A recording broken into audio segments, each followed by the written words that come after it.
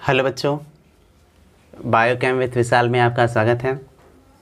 हम विशाल सर, हम लोग क्लास 12th के बायोलॉजी का हेरिडिटी एंड वेरिएशन चैप्टर पढ़ रहे थे, जो कि आनुवांशिकता और विभिन्नता के नाम से जाना जाता है। ये जेनेटिक्स चैप्टर है। इस चैप्टर में हम लोगों ने काफ़ी कुछ ऑलमोस्ट लगभग चैप्टर को कवर ही कर लिया है। अब इस चैप्टर का हमारा एक लास्ट हेडिंग और लास्ट पॉइंट, जो कि सबसे ज़्यादा इम्पॉर्टेंट है, वो बचा है क्रोमोसोमल एबरेशन या फिर क्रोमोसोमल डिसऑर्डर। हम इसे ही पढ़ेंगे। ये काफ़ी ज़्यादा इम्पॉर्टेंट है क्योंकि सारे इंट्रेंस एग्ज़ाम में या बोर्ड के एग्ज़ाम में मैक्सिमम टाइम यहाँ से 2 से 3 क्वेश्चन आते हैं। आप इस टॉपिक को पढ़कर चाहें तो क्वेश्चन पेपर से मैच करा सकते हैं। ठीक, ये काफ़ी इम्पॉर्टेंट टॉपिक है जो आप सभी को जानना और पढ़ना है। ठीक है, तो आइए हम आपका आज का टॉपिक स्टार्ट करते हैं, क्रोमोसोमल डिसऑर्डर। ठीक, क्रोमोसोमल डिसऑर्डर। क्रोमोसोमल डिसऑर्डर, तो सबसे पहले यहाँ एक ही क्वेश्चन क्रिएट होगा कि क्रोमोसोमल डिसऑर्डर होता क्या है और ये होता क्यों है। माइंड में यही क्वेश्चन आएगा। तो क्रोमोसोम का मतलब देखो गुणसूत्र होता है, और क्रोमोसोम कुछ नहीं, आप अभी के लिए समझिए ये डीएनए होता है। नेक्स्ट चैप्टर में आप डिटेल पढ़ेंगे क्रोमोसोम के स्ट्रक्चर के बारे में। ठीक, तो क्रोमोसोम का मतलब क्या कह रहा है, डीएनए कह रहा है। तो और डिसऑर्डर, यानी जब क्रोमोसोम से रिलेटेड कोई डिसऑर्डर होगा, कोई बीमारी होगा, तो उसे क्या कहेंगे, क्रोमोसोमल डिसऑर्डर। आप डेफिनेशन क्या देंगे क्रोमोसोमल डिसऑर्डर का, कि ऐसा डिसऑर्डर या ऐसी बीमारी या ऐसा विकार जो क्रोमोसोम की वजह से उत्पन्न हो या क्रोमोसोम की वजह से क्रिएट हो, तो उसे क्रोमोसोमल डिसऑर्डर कहते हैं। ठीक, यानी ऐसा डिसऑर्डर जिसमें क्रोमोसोम्स के नंबर में मिस्टेक हो, गड़बड़ी हो, और उसकी वजह से एनिमल्स में कई सारी प्रॉब्लम्स आए, तो उसे क्या कहते हैं, क्रोमोसोमल डिसऑर्डर। क्लियर हुआ डेफिनेशन? क्या क्या आप डेफिनेशन क्या देंगे, ऐसा डिसऑर्डर जिसमें क्रोमोसोम्स के नंबर्स में या तो कमी हो या तो इंक्रीज हो, बढ़ोतरी हो। ठीक, तो जिससे कि आने वाले जनरेशन में कैरेक्टर्स बदलें और उससे कोई ना कोई समस्या हो, तो उसे क्रोमोसोमल डिसऑर्डर कहते हैं। यानी क्रोमोसोमल डिसऑर्डर का मेन मतलब ये है कि क्रोमोसोम्स के नंबर में वेरिएंस देखने को मिलेगा, चेंज देखने को मिलता है। या तो वो घट भी सकता है या फिर वो बढ़ भी सकता है। अब क्वेश्चन ये है कि क्रोमोसोम्स के नंबर में चेंज या वेरिएशन क्यों देखने को मिलेगा। तो हम आपको पहले बताए थे कि exception of Mendel second law, हमने बताया था नॉन डिसजंक्शन ऑफ क्रोमोसोम, हमने इस बात का वहां जिक्र किया था।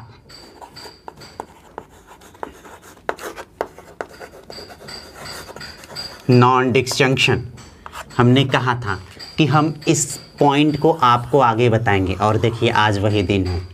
नॉन डिसजंक्शन का मतलब होता है कि आप अच्छे से जानते हैं कि हर एक एनिमल में सेक्सुअल रिप्रोडक्शन होता है, चाहे वो एनिमल हो चाहे वो प्लांट हो, सेक्सुअल रिप्रोडक्शन होता है। और सेक्सुअल रिप्रोडक्शन में मियोसिस होता है, यानी अर्धसूत्री विभाजन। और मियोसिस में क्रोमोसोम का क्या होता है, डिवीजन, सेपरेशन होता है। किसमें, मियोसिस में होता है। ठीक, तो जब मियोसिस में क्रोमोसोम का डिवीजन होता है, क्रोमोसोम का बंटवारा होता है, सेपरेशन होता है, तो नॉन डिसजंक्शन का मतलब क्रोमोसोम बराबर बिल्कुल हाफ हाफ पार्ट में डिवाइड नहीं होते हैं, किसी तरफ कम किसी तरफ बेसी हो जाते हैं, अधिक और कम हो सकते हैं। जैसे कि आप इस फिगर में देखिए, अगर आप इस फिगर में ध्यान से देखें तो इसमें ब्लू, ग्रीन, रेड 3 क्रोमोसोम दिखाया जा रहा है। अब इन तीनों क्रोमोसोम में देखिए ब्लू, ग्रीन, रेड, तो देखिए शुरू में कैसा है और नीचे रेड वाले को ध्यान दीजिए।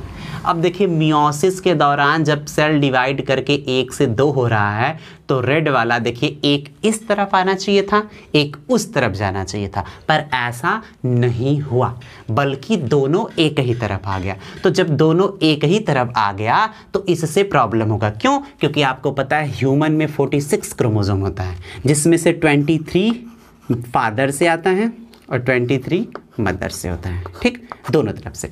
तो जब अब 23 पेयर्स इस तरीके से अगर क्रोमोसोम है, 23 पेयर्स इस तरीके से अगर क्रोमोसोम है, अब बताइए, अब ये बीच में से ऐसे सेपरेट होना है।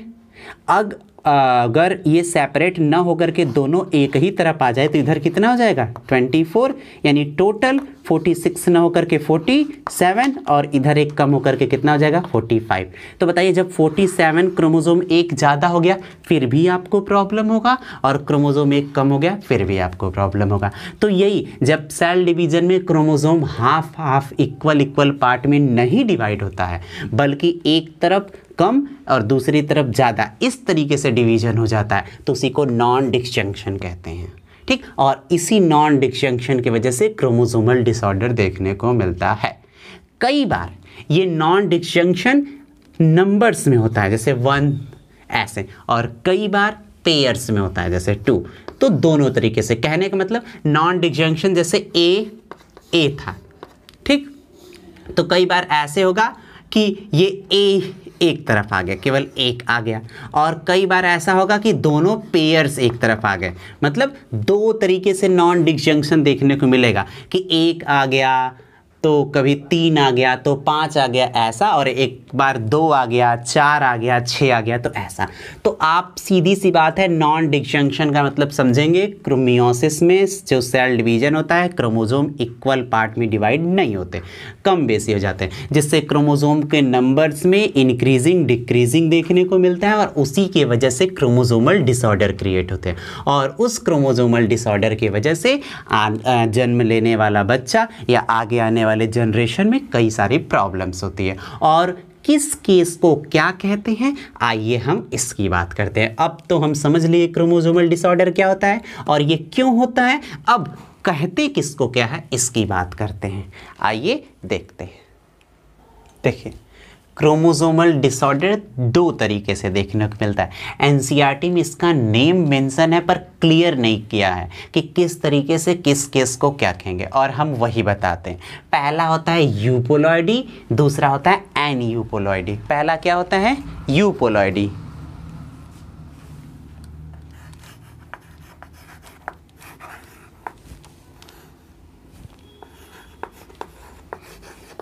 यूपोलॉइडी पहला क्या है भाई यूपोलॉइडी, दूसरा होता है एनयूपोलॉइडी।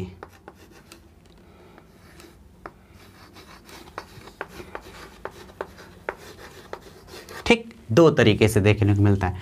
क्रोमोसोमल डिसऑर्डर कितने तरीके से देखने को मिलता है, दो तरीके से, यूपोलॉइडी एनयूपोलॉइडी। यूपोलॉइडी ये ऐसा क्रोमोसोमल डिसऑर्डर होता है जिसमें क्रोमोसोम्स का नंबर चाहे वो घटना हो या बढ़ना हो सेट में होता है, जैसे एन, और ये कई तरीके से हो सकता है। जैसे देखिए मोनोपोलॉइडी,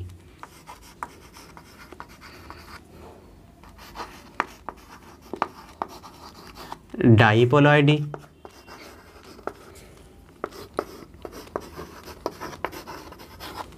और पॉलीपोलॉइडी भी हो सकता है।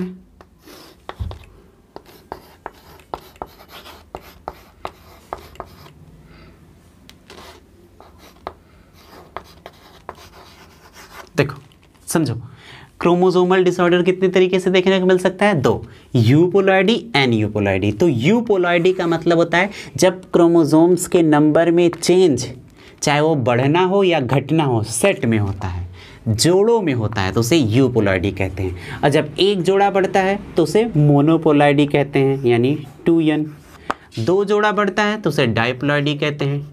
ठीक ठीक, इसको आप ऐसे कह लीजिए, एक n 2n 3n ऐसे कह सकते हैं कि आप ये समझिए कि ये अगर आप ऐसा दिखाना चाह रहे हैं तो ये ऐसे दिखाइए कि अगर एक जोड़े में बढ़ता है, ये n का मतलब सेट है, तो एक सेट में बढ़ा तो n, 2 में बढ़ा तो 2n, 3 में बढ़ा तो 3n, और इसी तरीके से पॉलीपोलॉइडी का मतलब 3n2 जितना भी हो सकता है इन्फिनाइट तक। ठीक, तो हम पर भी पॉसिबल नहीं। हम क्या कह रहे हैं यूपोलॉइडी कह रहे हैं जब क्रोमोसोम्स का नंबर सेट में चेंज होता है तो उसको यूपोलॉइडी कहते हैं, पेयर्स में। मोनोपोलॉइडी मतलब एक पेयर, डाइपोलॉइडी मतलब दो पेयर, और पॉली का मतलब ढेर सारे पेयर, 5 6 7 8। आप कहना चाहो तो ट्राई मतलब 3, टेट्रा मतलब 4, पेंटा मतलब 5 कह सकते हो। इस तरीके से हम पॉली लिख दिए कि ढेर सारा हो जाएगा। ठीक, तो आपसे अगर पूछा जाएगा कि यूपोलॉइडी का मतलब क्या है तो क्या कहेंगे, यहाँ क्रोमोसोम्स के नंबर में चेंज सेट में देखने को मिलता है, न कि एक पर्टिकुलर नंबर में, और मोनोपोलाइड, डाइपोलाइड, ट्राइपोलाइड, टेट्रा, पेंटा, पॉली, इस तरीके से इसका एग्जाम्पल होता है। ये एन आप सिंगल मत समझिएगा, ये जोड़ा है, पेयर है, मतलब ये इस तरीके से है, इस तरीके से दो है, ठीक। अब इधर बात करें एन यूपोलाइडी, तो ये ऐसा पोलाइडी होता है जिसमें क्रोमोसोम के नंबर में चेंज नंबर में देखने को मिलता है। मतलब यहाँ क्रोमोसोम क्या होगा, अलग अलग सेट में बढ़ेगा घटेगा, और यहाँ एक ही सेट में जोड़े में बढ़ेगा घटेगा। तो एन यूपोलाइडी क्या होता है, इसमें क्रोमोसोम के नंबर में चेंज क्या होता है, अलग अलग सेट में देखने को मिलता है। 1 देखने को मिलता है, 2 देखने को मिलता है, 3, ठीक। दोनों में अंतर समझ रहे हैं ना, यहाँ जो भी काम होगा एक सेट एक ही जोड़े से होगा, और यहाँ जो होगा डिफरेंट डिफरेंट सेट अलग अलग जोड़े से होगा, ठीक। तो अब हम बात करते हैं एन यूपोलाइडी की। किसकी बात करते हैं, एन यूपोलाइडी की। तो एन यूपोलाइडी 2 तरीके से होता है। ये कितने तरीके से होता है, 2 तरीके से होता है। एक होता है हाइपोपॉलीपोलाइडी,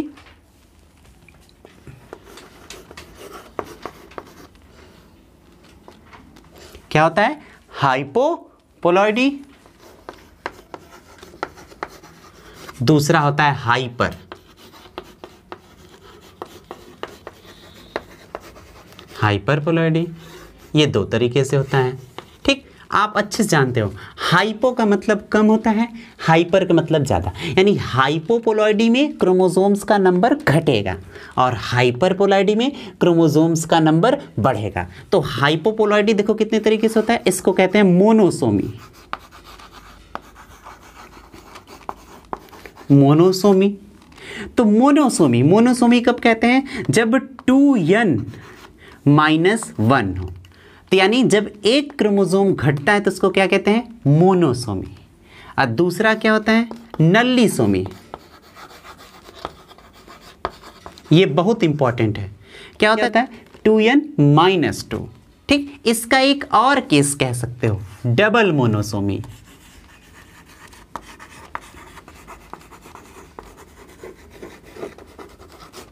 तो क्या हो जाएगा, 2n -1 देखो अंतर क्या है। पहले हम क्या कह रहे हैं, एन यूपोलॉइडी में क्रोमोसोम्स का नंबर में चेंज डिफरेंट डिफरेंट सेट में होगा, अलग अलग पेयर में होगा।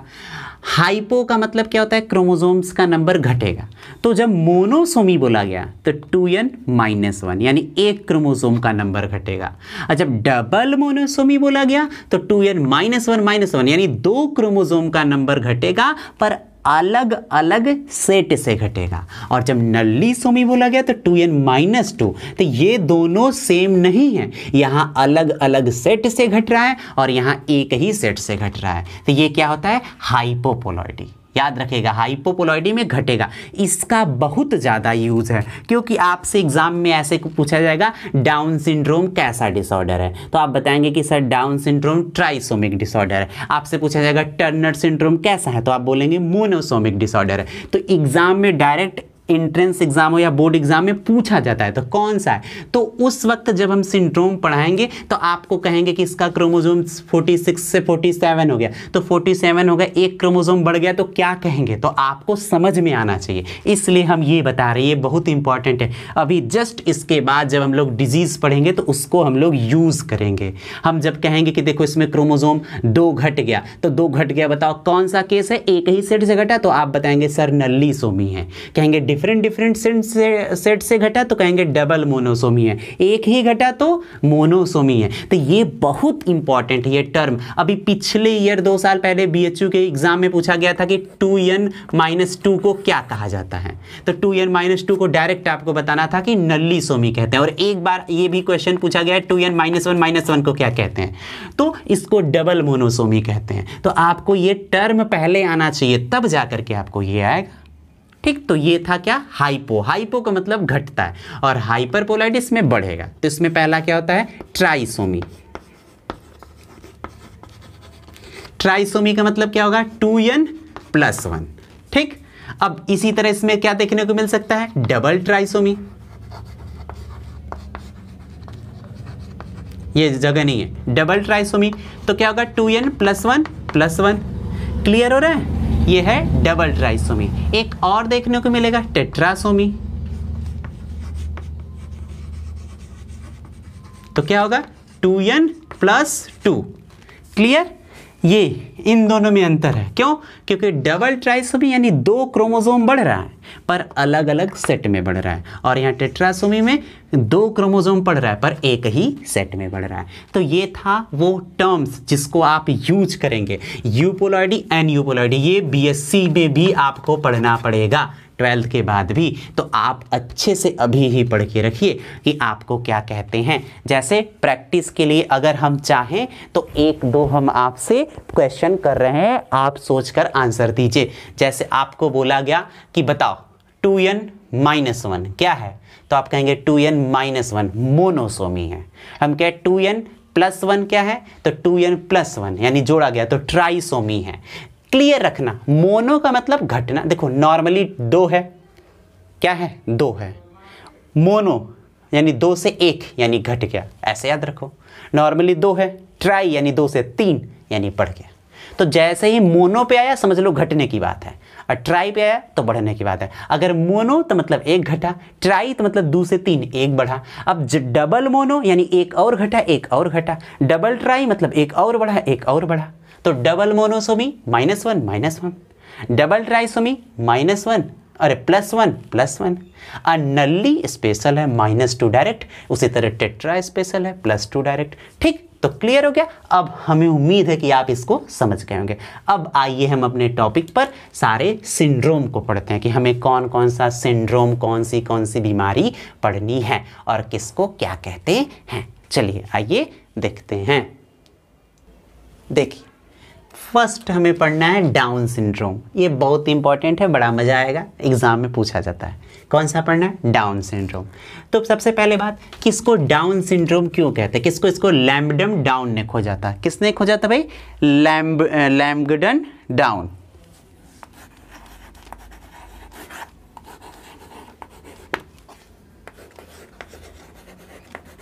ठीक, याद रखिएगा कि इसको लैंगडन डाउन ने खोजा था, इसलिए इसको क्या कहते हैं? डाउन सिंड्रोम कहते हैं। ये ऐसा एक सिंड्रोम है जो कि ऑटोसोम में होता है। किस में होता है? ऑटोसोम। ऑटोसोम मतलब कि 22 पेयर्स के अंदर होगा, ना कि 23rd पेयर, सेक्स क्रोमोसोम में नहीं होता। यानी एक ऑटोसोमिक डिसऑर्डर है, पहले ये याद रखिए। क्या करें? Down syndrome. ये एक ऐसा सिंड्रोम है जिसको लैंगडन डाउन ने खोजा था। ये एक ऑटोसोमिक डिसऑर्डर है। इसमें क्या होता है? इसमें 21st पेयर, कौन सा? 21st पेयर का क्रोमोसोम, ठीक, 21st पेयर का क्रोमोसोम 2 के प्लेस पे 3 हो जाता है, जिससे टोटल क्रोमोसोम 46 ना होकर के 47 हो जाता है।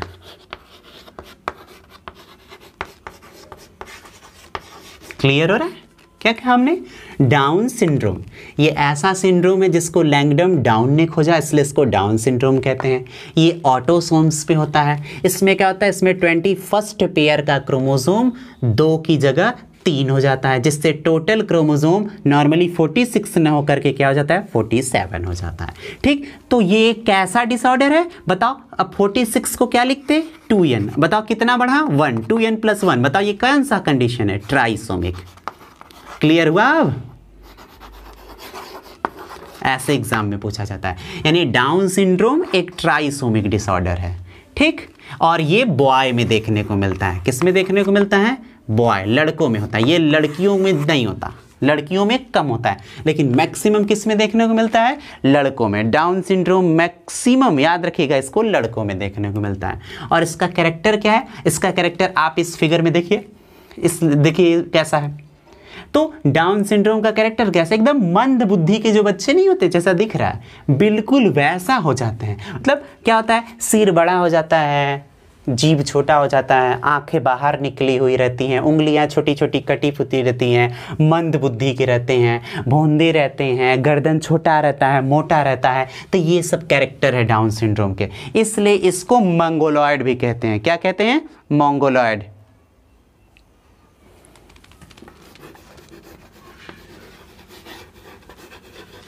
Mongoloid syndrome. क्लियर हुआ? इसलिए कहते हैं। ठीक, तो अगर आपसे एक साथ बोलना पड़े तो कैसे कहेंगे? Down syndrome. ये एक ऐसा सिंड्रोम है जिसको लैंगडम डाउन ने डिस्कवर किया, इसलिए इसको डाउन सिंड्रोम कहते हैं। ठीक, इसमें 21st पेयर का क्रोमोसोम जो कि ऑटोसोमिक है 2 की प्लेस पे 3 हो जाता है। क्यों? Due to non disjunction of chromosome, सही से सेपरेट नहीं हुआ, एक तरफ खींच करके बढ़ गया। ठीक, तो हो गया, जिसकी वजह से डाउन सिंड्रोम होता है। इसमें जो पर्सन है उसमें क्रोमोसोम 47 होता है, जिसकी वजह से एक ट्राइसोमिक डिसऑर्डर है, और ये ज़्यादातर बॉय में देखने को मिलता है। और इसमें क्या होता है, वो बच्चा मंदबुद्धि का हो जाता है। कैसे? क्या होता है, आंखें बाहर निकली हुई हो जाती हैं, उंगलियां छोटी छोटी कटी फटी होती हैं, गर्दन छोटा और मोटा होता है, शरीर नाटा कद का होता है, आंखें भैनी होती हैं, तिरछी होती हैं, पूरा जैसा कि आप फिगर में देखे थे एकदम ऐसा लगेगा कि मंदबुद्धि का है। इसलिए इसको क्या कहते हैं? मंगोलॉयड्स सिंड्रोम कहते हैं। ठीक, तो ये था डाउन सिंड्रोम। आपके एग्जाम में ये पूछा जाएगा एंट्रेंस एग्जाम में कि डाउन सिंड्रोम कैसा है? ट्राइसोमिक है। किसमें? 21st पेयर पे होता है। ठीक, और क्या इसको क्या कहते हैं?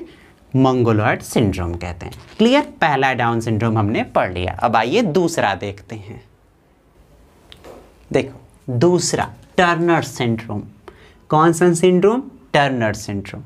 ये देखो, वो ऑटोसोम्स में था, ये सेक्स क्रोमोसोम में होता है। किस में होता है? सेक्स क्रोमोसोम में। ठीक, तो ये कौन से में होता है? Sex chromosome. और वो भी किस में होता है? ये फीमेल में होता है, मेल में नहीं होता। आदमी लोग बच गए। ये किस में होता है? फीमेल्स में। फीमेल्स में 23rd पेयर। कौन सा पेयर? 23rd पेयर, जो कि क्या होता है? XX होता है। ठीक, उसमें से लॉस हो जाता है। क्या होता है? लॉस। और कितना बचता है? 1X, एक गायब हो जाता है। ठीक, तो एक गायब होने से एक, अब टोटल क्रोमोसोम 46 ना हो करके 45 हो जाता है। ठीक, वो क्या हो जाता है? 45, जिसकी वजह से ये बताओ क्या हो गया? 2n-1। इसलिए ये कैसा डिसऑर्डर है? मोनोसोमिक है। ठीक, मोनोसोमिक डिसऑर्डर है। तो इसको क्या कहते हैं? Turner syndrome. तो आप क्या बोलोगे? Turner syndrome. यह एक ऐसा सिंड्रोम है जो कि सेक्स क्रोमोसोम में देखने को मिलता है, और ये फीमेल में होता है। इसमें फीमेल्स में 23rd पेयर का क्रोमोसोम जो कि 2X होता है, उसमें से एक हट करके केवल 1X बचता है, जिससे टोटल क्रोमोसोम 46 ना होकर 45 हो जाता है। और क्रोमोसोम एक घट जाने की वजह से एक मोनोसोमिक डिसऑर्डर है। ठीक, और इसमें फीमेल में क्या चेंज देखने को मिलेगा? फीमेल, बताओ, ये दोनों X क्रोमोसोम सेक्स है ना, तो ये फीमेल के कैरेक्टर के लिए रिस्पॉन्सिबल है कि नहीं? फीमेल के लक्षण के लिए यही जिम्मेदार है ना। अब बताओ, इसी में से एक गया तो बताओ अब इसमें से फीमेल का कैरेक्टर क्या हो जाएगा? लॉस हो जाएगा। यानी ऐसी फीमेल्स क्या हो जाएगी? स्टेराइल हो जाएगी। उसका क्या होगा? ब्रेस्ट, यानी क्या हो जाएगा? ब्रेस्ट कम डेवलप होगा, सेक्स ऑर्गन का डेवलपमेंट बहुत कम होगा, और वो माँ नहीं बन सकती है।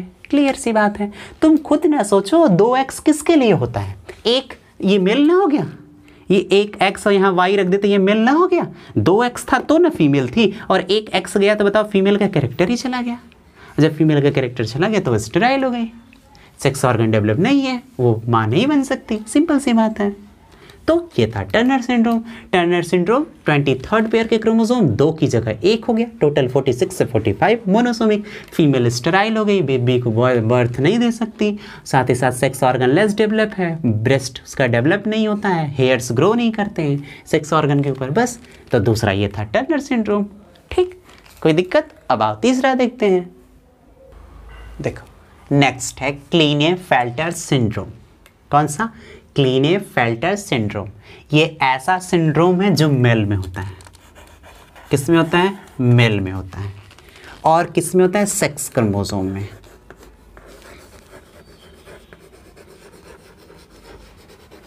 ठीक, क्लीनेफेल्टर सिंड्रोम ऐसा सिंड्रोम होता है जो मेल में होता है, और वो भी सेक्स क्रोमोसोम में।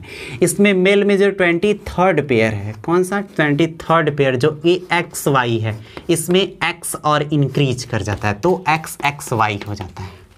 ठीक, यानी इसमें क्रोमोसोम 1 प्लस क्या होता है? 1X हो जाता है, X क्रोमोसोम बढ़ जाता है, जिसकी वजह से XXY हो जाता है। और इसकी वजह से फीमेल मेल में क्या होता है बताओ, 2X किसके लिए है, फीमेल के लिए है। अब बताओ वो मेल में आ गया तो मेल में क्या होता है, मेल में किसके कैरेक्टर देखने को मिलते हैं, फीमेल के आ जाते हैं, यानी वो आदमी आदमी ना होकर के औरत हो जाता है। और इसी को आप तो कहते हो कि इसी को हम लोग नॉर्मली स्टेराइल या किन्नर कहते हैं। ठीक, तो हम क्या कह रहे हैं, क्लीनेफेल्टर सिंड्रोम। यह एक ऐसा सिंड्रोम है जो कि मेल में सेक्स क्रोमोसोम में देखने को मिलता है। इसमें जो 23rd पेयर का क्रोमोसोम होता है जो कि XY होता है, उसमें एक X और आ जाता है, जिससे टोटल क्रोमोसोम XXY हो जाता है। और 2X हो जाने की वजह से मेल में फीमेल के कैरेक्टर आ जाते हैं, क्योंकि 2X किस में होता है, फीमेल में होता है। तो वो अब मेल में हो गया तो मेल में फीमेल के कैरेक्टर आ जाते हैं। और इसमें एक क्रोमोसोम बढ़ गया, इसलिए एक ट्राइसोमिक डिसऑर्डर है, 46 से 47 हो गया। और इसमें फीमेल्स के कैरेक्टर आ जाते हैं, जिससे कि मेल का सेक्स ऑर्गन डेवलप नहीं होता। और क्या होता है, साथ ही साथ और भी क्या होता है कि ब्रेस्ट डेवलप हो जाता है, जिसकी वजह से इसको एक नाम देते हैं गाइनेकोमेस्टिया। और एग्जाम में मैक्सिमम टाइम यही पूछा गया है कि गाइनेकोमेस्टिया कहाँ देखने को मिलता है, तो गाइनेकोमेस्टिया क्लीनेफेल्टर सिंड्रोम में देखने को मिलता है। गाइनेकोमेस्टिया होता क्या है, इसमें जब मेल में एक्स क्रोमोसोम ज़्यादा होने की वजह से फीमेल्स का कैरेक्टर आ जाता है, आवाज़ पतला हो जाता है और सेक्स ऑर्गन डेवलप नहीं होते, साथ साथ ब्रेस्ट का डेवलपमेंट हो जाता है। तो ब्रेस्ट के यानी छाती के डेवलपमेंट की वजह से इसको गाइनेकोमेस्टिया कहते हैं। क्या कहते हैं भाई, गाइनेकोमेस्टिया। देखिए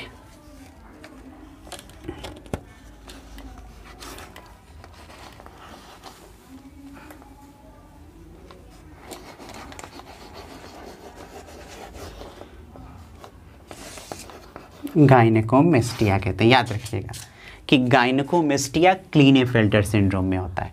तो यह है क्लीनेफेल्टर सिंड्रोम। ठीक है, तो अगर हम बात करते हैं एनसीईआरटी की, तो एनसीईआरटी में केवल यही 3 सिंड्रोम है।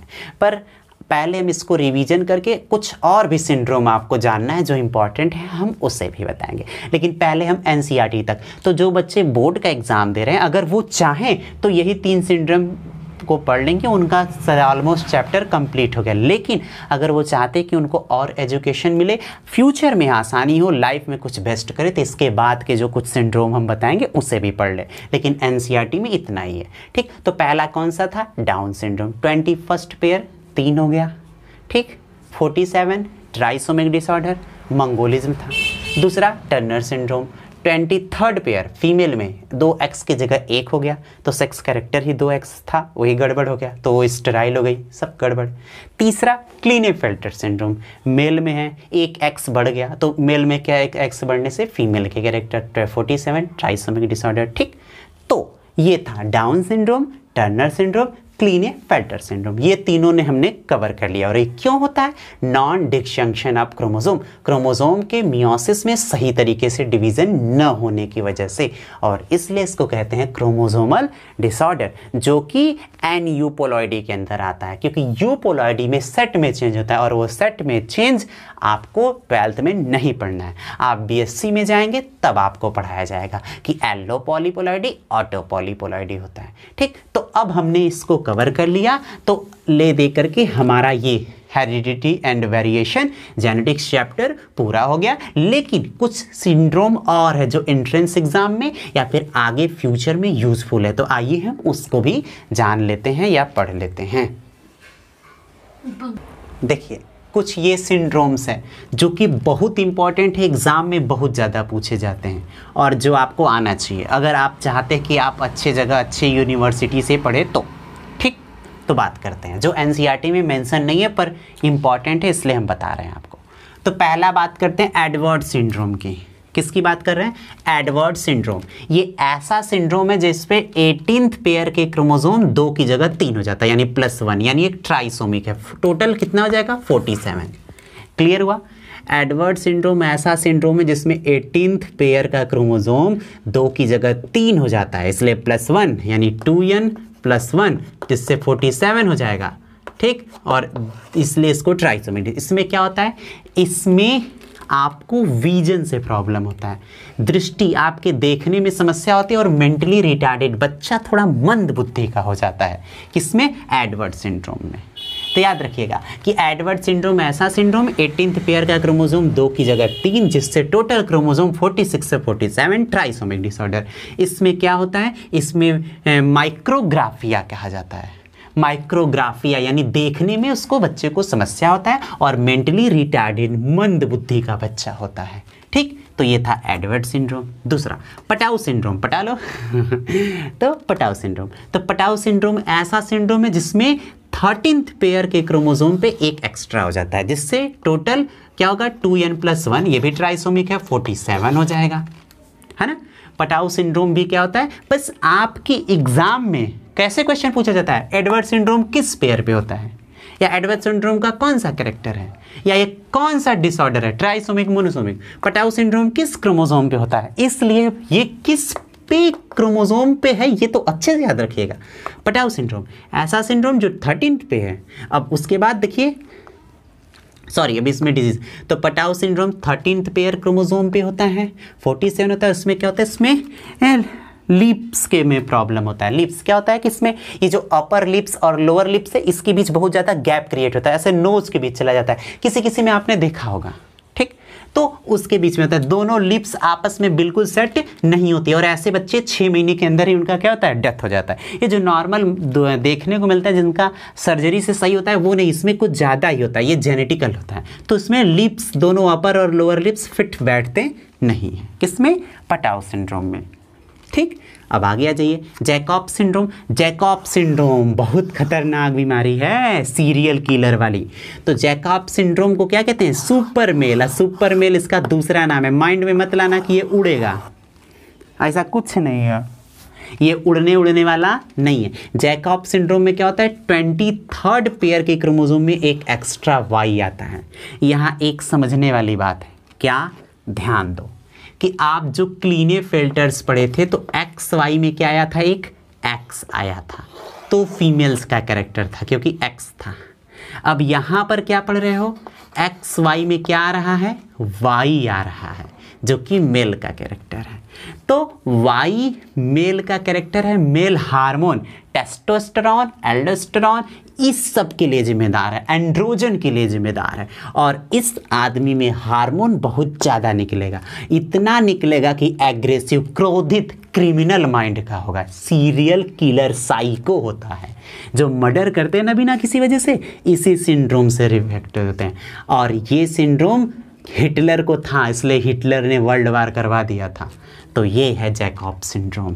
ठीक, तो जैकॉब सिंड्रोम ऐसा सिंड्रोम है जिसमें 23rd पेयर के क्रोमोसोम में एक एक्स्ट्रा वाई आता है, और वाई के आने की वजह से उसमें टेस्टोस्टेरॉन, एंड्रोजन हार्मोन बहुत ज़्यादा निकलता है, जिससे कि वो क्रिमिनल माइंड, साइको टाइप का हो जाता है, न कि उड़ने लगता है। ठीक, याद रखना, क्लीनेफेल्टर्स में एक्स बढ़ा था और यहाँ वाई बढ़ता है, यही दोनों लोग बच्चों कंफ्यूज हो जाते हो आप लोग। ठीक, अब उसके बाद क्या करते हैं कि कैटक्राई सिंड्रोम। तो कैटक्राई सिंड्रोम कैसा सिंड्रोम है, ये सिंड्रोम में 5वें पेयर का क्रोमोसोम बढ़ता नहीं है, 5वें पेयर का क्रोमोसोम थोड़ा सा टूट करके अलग हो जाता है, डिलीट हो जाता है। क्या हो जाता है, डिलीट हो जाता है। तो कैटक्राई सिंड्रोम में 5th पेयर का क्रोमोसोम का छोटा सा आर में हिस्सा डिलीट हो जाता है, जिससे जब बच्चा रोता है ना तो बिल्ली की आवाज़ आती है, कैट की आवाज़ में रोता है, और इसी को कैटक्यू क्राई भी कहते हैं। तो इस ऐसे बच्चे ज़्यादा दिन तक जिंदा नहीं रहते। तो सो कैटक्राई सिंड्रोम 5th पेयर पे। अब अगला है सिस्टिक फाइब्रोसिस। यह एक बीमारी है जो मसल्स से रिलेटेड है और ये 7th पेयर पे देखने को मिलता है। इसमें क्या होता है, इसमें पे मसल्स हो गया, आपकी मांसपेशियां बहुत ज़्यादा ऐठ जाती हैं और लीवर, पैनक्रियाज इन सब में भी डिफ़िकल्टीज़ हो जाती है, दिक्कतें होती हैं। ठीक, तो आप याद रखिए, Edward syndrome 18th pair, Patau 13th pair, Jakob 23+Y और कैटक्राई 5th pair delete, cystic fibrosis 7th pair पे। ठीक है, इस तरीके से सारे सिंड्रोम है। ठीक, तो इस तरीके से हम लोगों ने almost heredity and variation genetics को कवर कर लिया। ठीक है, उम्मीद है कि आपको हमारा वीडियो पसंद आया होगा। प्लीज़ अगर हमारा वीडियो पसंद आया हो तो प्लीज़ हमारे चैनल को लाइक और सब्सक्राइब करना ना भूलें। खुद भी पढ़ें और ज़्यादा से ज़्यादा शेयर करें, ज़्यादा से ज़्यादा लोगों को बताएं, जिससे सबको फ़ायदा हो। ये केवल 12th के लिए नहीं, 12th plus entrance exam plus BSc के स्टूडेंट सभी के लिए है। जो चाहे वो पढ़ सकता है। और कोई भी डाउट हो तो आप कमेंट सेक्शन में आके कमेंट कर सकते हैं, हम उसको क्लियर करने की पूरी कोशिश करेंगे।